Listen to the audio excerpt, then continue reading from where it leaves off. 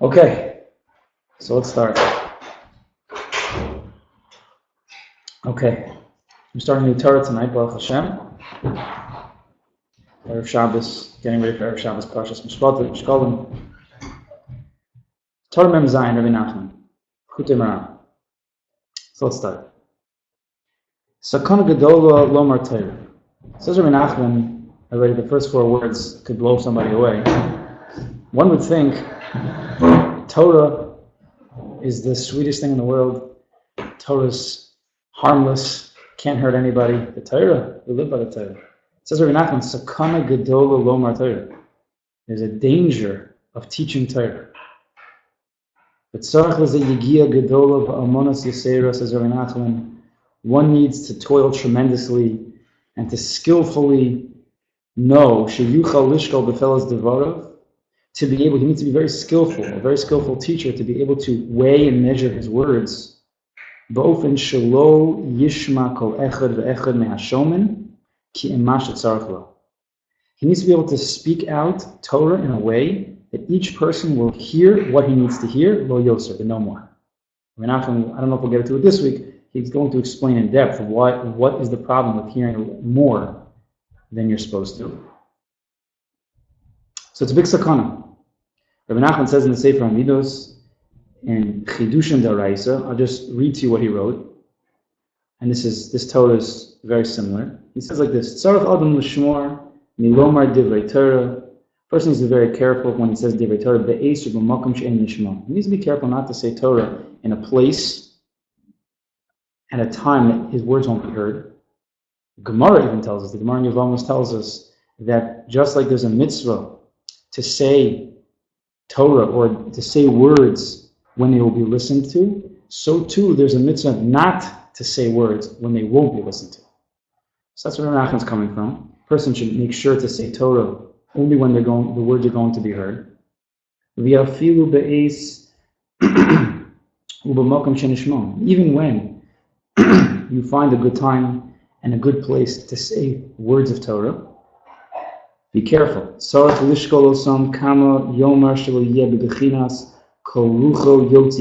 very careful in how you say the Torah, because if you say too much, you're going to fall into the trap, like Shlomo Melech says in Mishlei, a ksil is a fool. A fool talks excessively. He says everything. So even when you find a place that you're supposed to be teaching Torah, be careful not to say too much, because as Rabbi Nachman is saying in his Torah, it's a sakana. Can't pronounce it. He says if a person says too much when he's not supposed to, he's going to become swollen. Swollen. The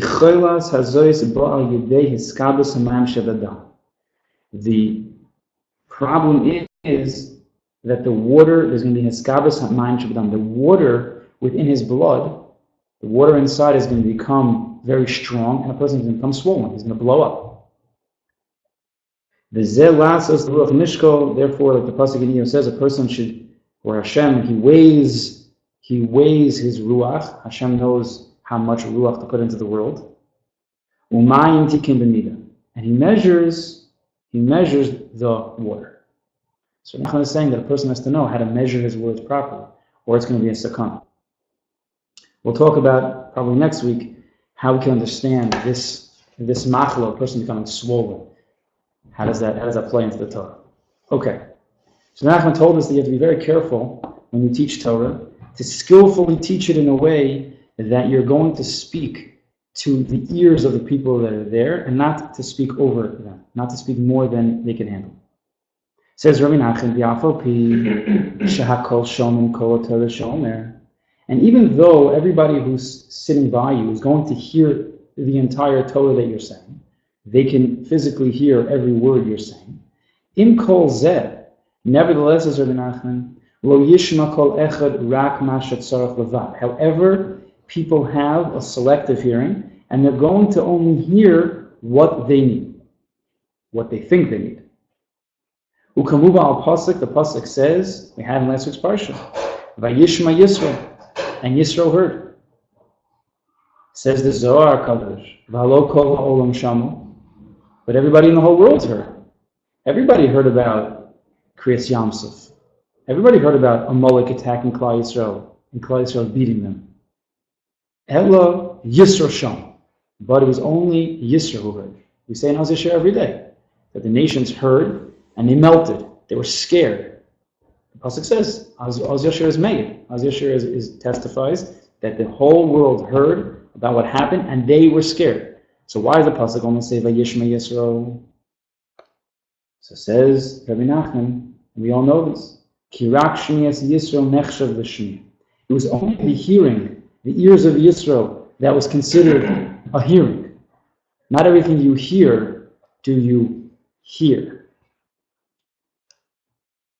Shenichnas L'Oznav. When Yisro heard, it went into his ears. Ushmiyas Kol Ha'olam Einu Nechshav Shmiya Klal. But the Shmiya, the hearing, the listening of the nations, was not considered a shmiya at all. You know, if you want to take water and you want to be able to contain water, so you need a container, you need a vessel. Now, understandably, if the vessel has holes in it, then when you pour all the water in, it's just going to trickle out. Depending on the size of the hole, it'll be much quicker or slower, but it's going to come out eventually. If a person is not a proper kli, a vessel, to listen to what comes into his ears, so as every good mother has said to their child, it just went in one ear and out the other, because we are a kli that has holes. The question is, do we want to hold in what we hear, or are we going to allow what we hear to flow out of ourselves with holes? Now, Yisro was a ratzah. We know Yisro was a person who was seeking. He went to all the avodah zaros in the world, looking to see how to serve God in this world, to find what is the proper avodah that he finds proper and that he appreciates. And he was looking, he was seeking. So his kli was open, ready to allow the Torah emes, the word of God, to come in, and he was ready to contain it. The other nations were not. They were holes. They had kli that had a lot of holes in it. And even when Kriyas Yamsuf, such a nace could happen, it went in one ear out the other, because they didn't want, they weren't looking. Shmiya, hearing, has a few different understandings. Shmiya means to hear. Physically, people are talking, you're listening to me right now, so you're using your ears and you're hearing. But it also means to understand. Like when a person says, do you hear what I'm saying? Which means, do you understand what I'm saying? Now there's another level, an even deeper level. What's the deepest level? Like we say another time, Shema, the most famous Shema, Shema Yisrael, Hashem Elokeinu Hashem Echad. What does that Shema mean? Shema Yisrael, hear, O Israel. What does that mean? That they should just hear? No, they should hear, they should understand, but also they should be makabel. They should accept what they're hearing in the deepest place. Not just to understand. I can understand something and disagree with it. To hear and to accept. Shema Yisrael is kabbalas ol malchus shemayim. To be makabel the yoke of heaven. To be makabel that Hashem is the king. To be makabel, I want to do all the mitzvahs and the Torah. So Shmiya is a tremendous avodah. It's hearing, it's understanding, and then it's accepting. So depending on a person, how much he's willing to accept, that's how much he'll hear. Yisro, who's ready to accept anything, he's ready to change his whole life if he hears emes. So the words are not says shenichnas ba'oznav. It went into his ears. There's 3 levels of the ears. There's the first level, the second level, and then there's the third level, even deeper. Right? There's one that goes into your ears, then one goes to your heart to understand, or to your mind to understand, and then the third level, the kabbalah, is in your heart. So some people it goes in one ear and it just comes right out the other ear. Some people it goes in the ear and it goes into their mind and they understand, but then it goes out the ear. Some people it goes in their ear, into their mind, and then they accept. So that was Yisro. So he was ready to hear and to accept, to understand. So when a person's teaching Torah, you also have to know who you're talking to. You could have three types of people. You could have the in the ear, out the ear type people. You could have the in the ear, intellectual, I'll think about what you're saying, but I'll probably never accept what you're saying. That's already danger number one. The in the ear, out the ear type of people, they're not so dangerous. A little dangerous because then they'll hear things. They're not really paying attention, so they might quote things that they thought they heard, they're not right. That's a little bit dangerous. In the ear, in the brain, not ready to accept, that's also very dangerous because then it's going to get crooked up here. The people we want to teach is the people who are ready to listen, to understand, and then they're ready to accept. We'll talk a little bit, I think, more about this in a little bit in the Torah. So let's continue for a minute. So now, says Rabbi Nachman, so if you're not able to teach Torah in this way, the way of being able to speak to the ears of the people that are listening and not to say too much, to be able to speak in a skillful way and to measure your words appropriately, if you're not able to do that, says Rabbi Nachman, listen to this, halacha, you're teaching a halacha, Aser lo lomar Torah. It's prohibited to be a teacher of Torah. That's very serious words he's saying here. Obviously, the sakana is a real sakana. This is not a joke. Says Rabbi Nachman, he explains. Ki kol echad ve'echad kishabal tzadik lishmo Torah. When a person comes to hear Torah from a tzaddik, when a person goes to a shir, bo'imo gam harosh lo. When this person comes, he comes with his whole package, all the ra that's still inside him that he hasn't worked on yet. So he comes to the tzaddik with that. A person doesn't come to a tzaddik and then instantly change when he sees a tzaddik emes. He might have better midos at that time. He'll speak nicer than he usually speaks, but that's very external. The second you see a tzaddik, it's not like your whole life changes and all your kas goes away and your gaiva goes away and your taiva goes away. That's not how it works. It might be the beginning of a process, but you're not there yet. So when a person goes to a tzaddik or to a regular shir to hear Torah from somebody, so he's coming with a whole pekalach of jealousy, he's coming with taivas, he's coming with kavod, these gaiva issues. Wherever you're holding, he's coming in to the shir like that. The hainu haklipos hanivram aideveres. These are the klipos. This ra are the klipos that you have created through your averos.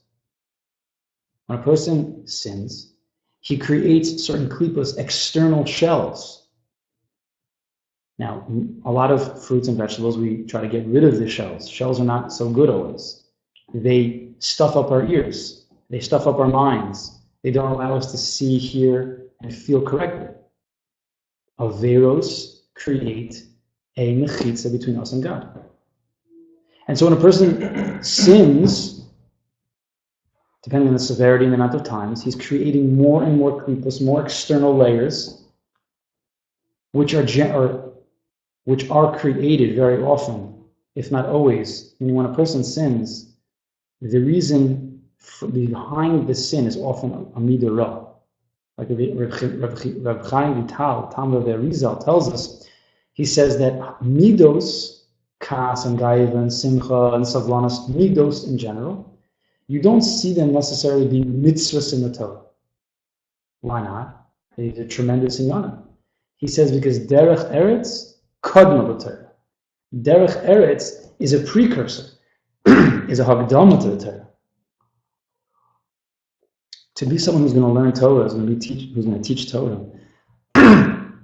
he has to already have a certain level of proper midos. You need to be a proper kli, vessel of midos tohoros to be able to learn Torah and to teach Torah. And he says, Reb Chaim Vital tells us that a person who has a bad midah, it can be even worse than an avera itself. A low sas in a Torah, breaking Shabbos, it could be his kas is worse than breaking Shabbos. Now, one of the understandings is because behind breaking Shabbos, what's behind breaking Shabbos? Could be a person has a kavod problem. He has a gaiva problem. He thinks that he's better than God. Again, it's very subtle. But why did he break Shabbos? Because he doesn't believe in God. He has his gaiva has prevented him from believing in God. So his gaiva, which is inside, manifests itself externally as breaking Shabbos, but it also manifests itself as speaking Lashon Hara and punching someone in the face, Nas Hashem. So the Midah Ra is the cause of many averos, and it's deeper inside the person. It's of the person's essence. So the midos within a person, yes, they're very deep, and they can cause a lot of problems, and therefore they are precursors to the Torah and to mitzvahs. So when a person does not work on his midos, so therefore he's going to sin. A lot of sins come out from the midos, and then he's creating external layers, getting further from himself and further from God. And so he comes to the tzaddik with this whole package within him. Vehem hadocha kemesa olam. These klipos push around va'osim bilbul, and they create a bilbul, confusion. V'dochak gadol b'shasam yashtar, and they create a big confusion, a big dochak. They create problems in your mind, disarray in your mind when you're hearing Torah. Person goes to a shir and he's listening to the Rav, and what happens? He starts to think about this rabbi's crazy. What's he saying? He's saying crazy things. Why do I think he's crazy? Well, if I'd be able to cut myself open, I would see, because it's my own jealousy of him. Because I'm jealous that he's teaching Torah and I'm not. So I think he's crazy. And I'll start telling everybody in the room, what's the guy saying? He's saying such crazy stuff, this guy. And you'll start a whole big problem. Because those klipas are going to mess you up. Says Renachman, we'll go back there in a minute.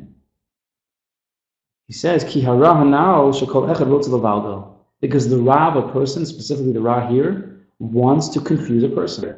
Torah, which is supposed to clarify our das, Torah, which is supposed to help us think straight in this world, to be connected to HaKadosh Baruch Hu in this world. So the Ra of this world gets no more pleasure than when he can mess us up, specifically when we're learning. The biggest kofrim were the people who knew the Torah the most. They understood the most Torah, but then they went against it. So the Ra wants to be mevalbos when we're learning. And he brings a Gemara here. He says, Chazal tell us in the Gemara Brachos, talking about these klipos, when people get crowded at a shir, it's because of the Ra within each person. Shehima klipos, which is the klipos. Rashi in the Gemara says, when a person goes to a shir and everybody's sitting in their own seats, you're sitting, everybody has their seat at the table, and the Rav is saying a shir, but you get like crowded and like your elbows start bumping into each other. Rashi says, the Gemara is talking about those are the klipos. They create within you like, I don't feel comfortable here. Physically, I don't feel comfortable. Like you can have two people, let's say this, you have three humble people. Three humble, nice, sweet people. They could all share a twin mattress for a night. They could all share a twin mattress with one blanket. But if you have two people who have midas rows, if they have gaiva problems, they have holiness problems, they have taiva cover problems, they could be on a king mattress. Two people, and they can't handle it together. Why are you moving the blanket? Why are you moving the bed? You can imagine such a thing. Imagine two kids, brother and sister, were fighting, try to put them on the same mattress. No way. Three humble people, one mattress. Two gaiva people can't even fit on a huge king-size mattress. Because when you have those klipos, they make you feel uncomfortable inside. So physically they mess you up. But more than that. There's also the ruchnis, the mental bilbul, like we were discussing a few minutes ago. That the klipos, I was thinking like this, physically they make you feel uncomfortable, but they can also make you the Torah that's coming to your ears feel uncomfortable. Because when you have the klipos, it's like having a Q-tip in your ear. It's just you walk around like that all day. It's pretty uncomfortable. So that's what's going to happen. The Torah is going to come in, and it's going to feel uncomfortable. What's going to happen? You might feel that you strongly disagree with what this Rav is saying, and you're wrong. But because of these klipos, this Ra within you, these midos raos, these sins that you've done, You're disconnected from emes, so you start strongly disagreeing with this Rav. You might even say, like we said before, you might even come and start saying Lashon Hara about it. How can the Rav say this? He doesn't know what he's talking about. Doesn't he know about this? Doesn't know about that? You become a big shot. The Torah is coming into you. This isn't right. This isn't right. Even though the Rav is saying very sweet Torah, but because you're coming in with your whole package, it's uncomfortable in you. You're getting angry about it. You're getting worked up about it.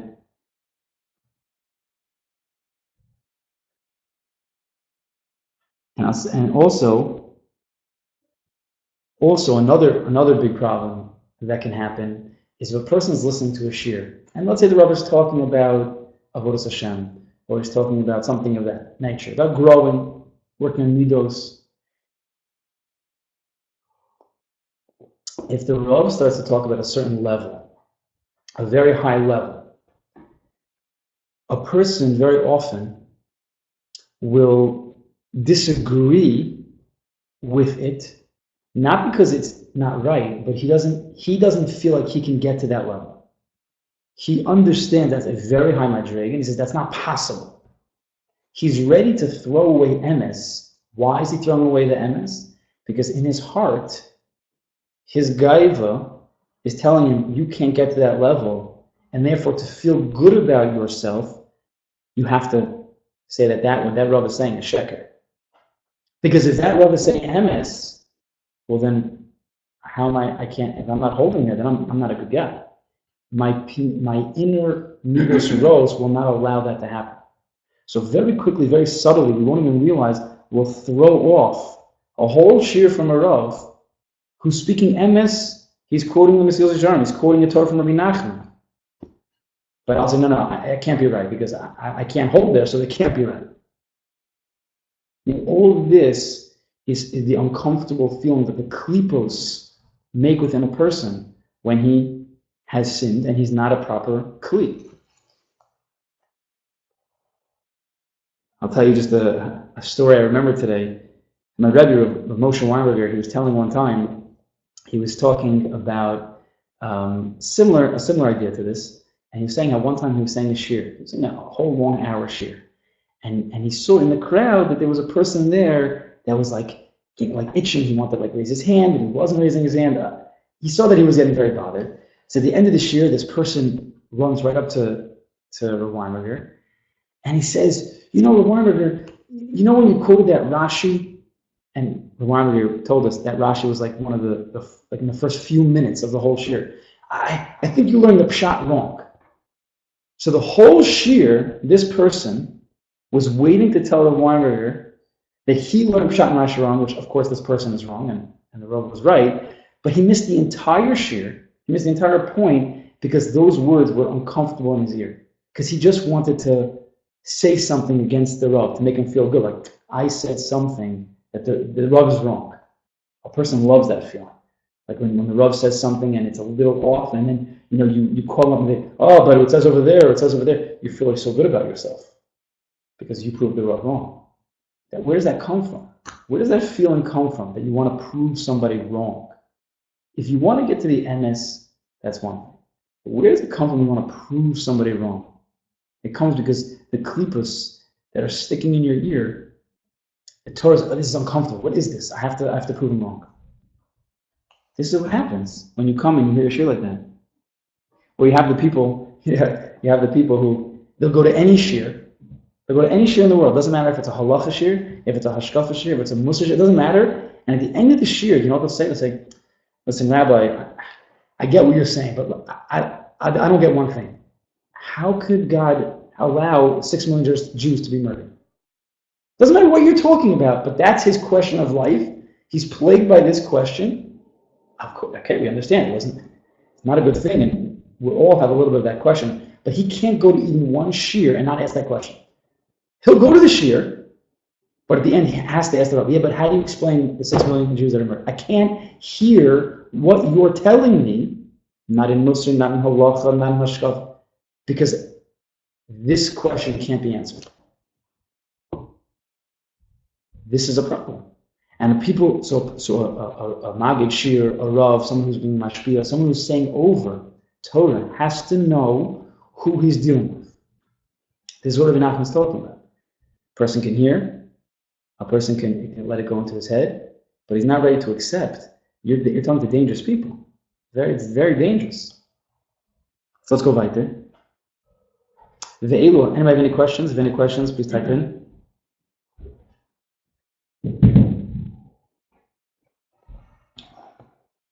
Okay. So it says Rabbi Nachman, let's go a little weiter here. Ve'elu haklipos, rotzim gam king linok menatero. Now we're getting to even more dangerous things. These klipos, these creations from your sins, they want to get sustenance from Torah. All Ra has to get its gasoline from emes. It takes emes and then it turns it. V'nikosam hurak mehamosaros. Says Rabbi Nachman, an unbelievable thing. The yanika, the sustenance of these klippas is from the mosros, that which is above his understanding. Dahainu, the extras. Mosros means the extras. Dahainu masha echad shomer yoser u'malam mochav avanaso. When a person hears something and it's above his quote unquote his pay scale, when it's above his understanding, it's above where he's holding. Zebechinas mosros. That's something called it's extra. Too much for my hand, my vessel, my mind is a vessel. It's too much for it to handle. Umishami nikasam.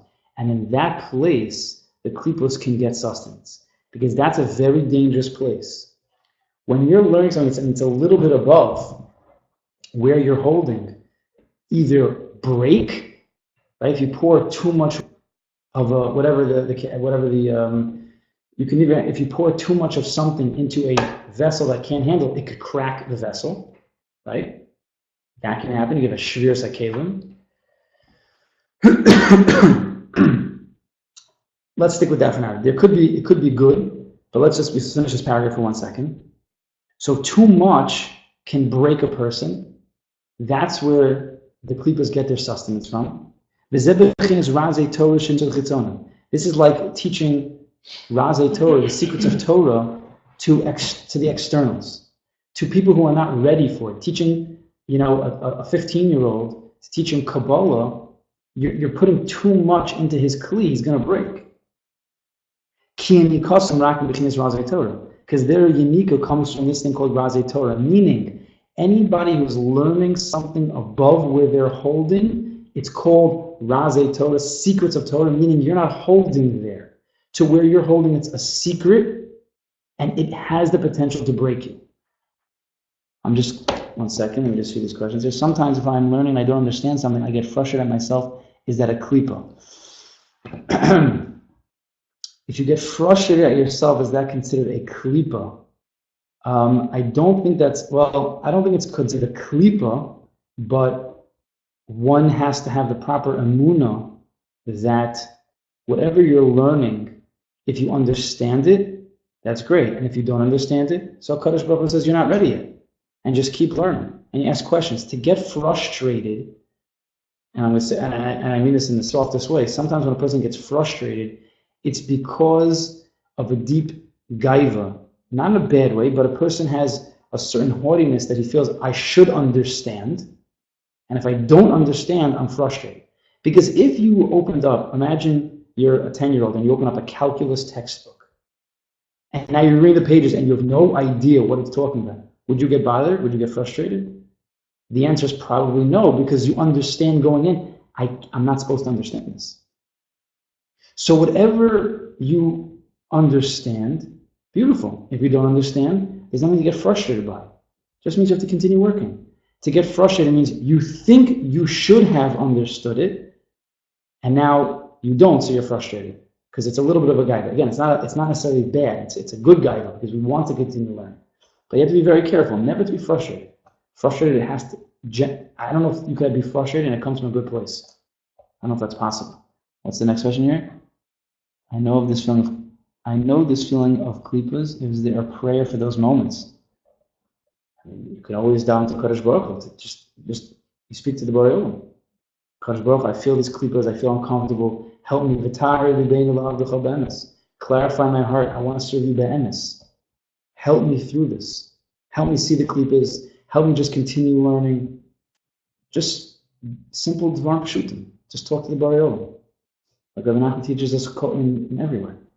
Just speak it out. Don't let things stay in your mind, because the same mind that's confusing you and that's created klipas, if you allow your good thoughts to stay in your mind, it's going to become a ball, like Rabbi Nachman's talking about. It's going to get caught in that same place. So when you speak out your issues, you then are separating your billable mind from the words, and you're able to look at those words in a different way and realize that these words are the emes. Hashem, please help me. Hashem, I want you to clarify. I want to learn. I want to be a good person. And it takes you out of the billable. You have to separate yourself, because Eitz Adas, Tov Raz up here. So there's Tov, there's Ra, it's all a mishgababel, as I used to say. You have to be very careful. Okay. How do you know if it is seated in heart or mind? The klipas? What do you mean by that question? You have to clarify what you mean by that question. As you clarify that, let me just keep teaching here.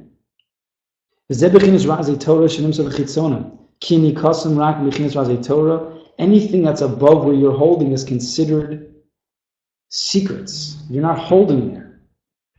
And it's very dangerous.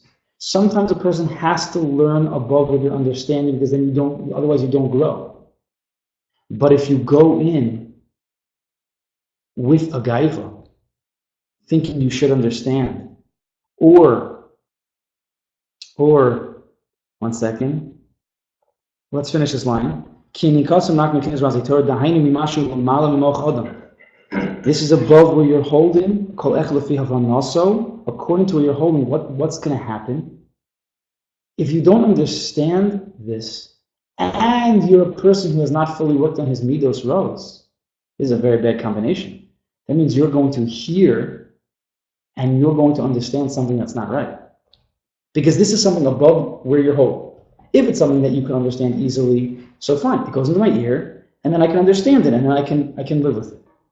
But if this is a very complex shir that the Rebbe is saying, you're going to hear based on where your vessel is holding. And if you have gaiva, taiva, if you have issues, you're going to hear something that the Rav didn't say. Now, if you're like Yisro, and you have a big ratzon to serve God, and you have a big ratzon to change and to be a good person, you might then go ask the Rav, what did you mean by that?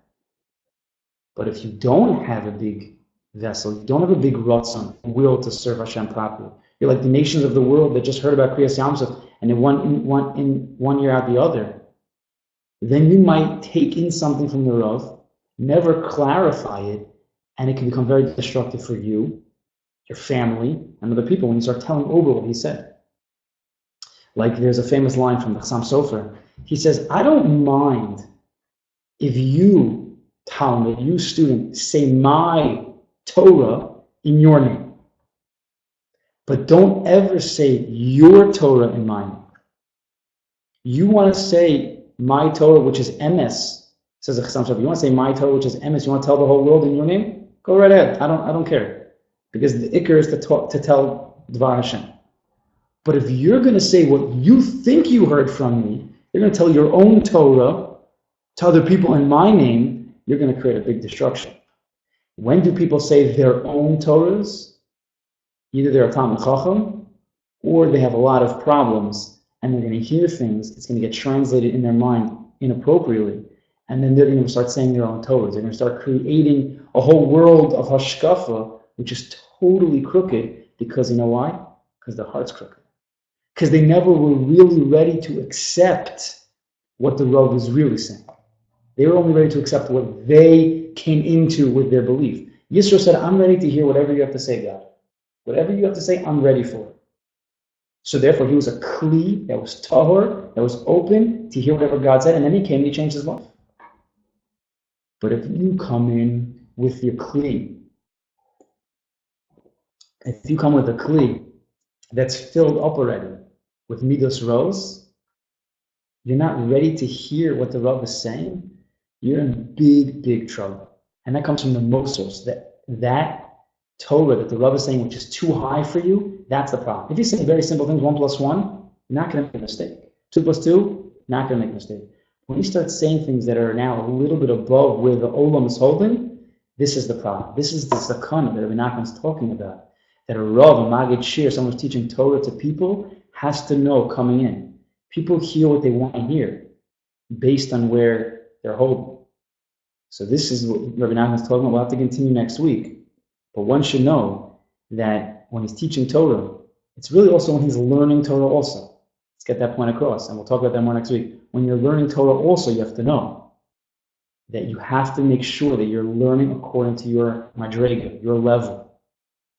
We'll talk about next week how you balance it between learning higher than your madrega to grow, and when that higher madrega is going to break your kalim and make you have, improper hashkafas. Which was over from Mitzvah to continue to learn well. Everybody should have a good Shabbos.